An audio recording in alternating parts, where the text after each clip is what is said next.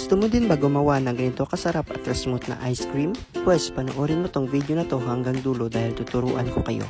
Using only these 3 ingredients. Yes, tama ang nakikita nyo. Dahil avocado flavor ang gagawin natin for today's video. So hindi ko to binili. And hindi ko rin to ninakaw ha. Galing to mismo sa tanim naming puno. Hindi sa puno ng kapitbahay. So una kong ang ganawa is piniya ko tong avocado at nilagay ko sa may food processor yung laman na nakuha ko. Ayan, at dapat simot na simot para naman walang masayang. Nag-add nga pala ako ng konting tubig dito para mas maganda yung consistency na mamaya. And ayan, pwede na natin siyang igiling-giling.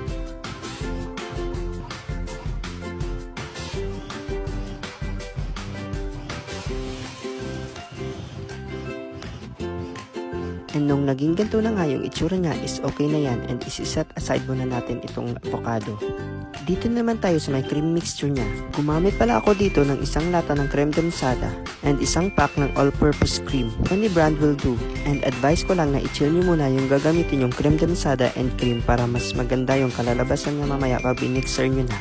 At kung wala naman kayong electric mixer is pwede naman kayo gumamit ng manual whisk. Matagal at nakakangalay nga lang. Kaya laking tulong talaga pag may electric mixer kayo sa bahay. And nung naging gato na nga yung consistency niya is pwede mo nang itigil yung paghahabol sa kanya dahil wala kang mapapala dun. Charis! Okay na nga yan at pwede mo nang ihalo dito yung food processor natin kanina na avocado.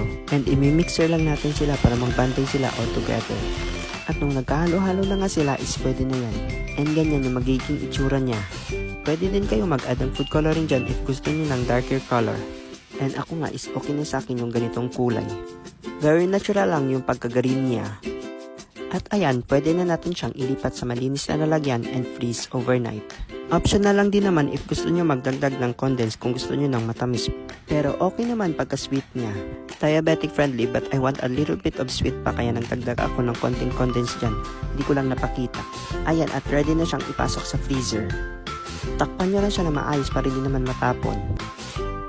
A few inches later. After overnight sa freezer, ito na ang itsura ng avocado ice cream natin. Tcharan! Ang sarap nito mga bes. Lasang-lasa mo talaga yung sarap ng avocado. And yung sweetness niya is perfect. Hindi masyadong matamis and hindi rin matabang. Hindi rin siya nakakaumay kainin kasi sobrang sarap niya. See? Ganito lang kadali gumawa ng ice cream using 3 ingredients na madaling hanapin. Kaya ano pang hinihintay mo? Gumawa ka na rin ng version mo ng avocado ice cream. Ayun lang mga bes. Babush!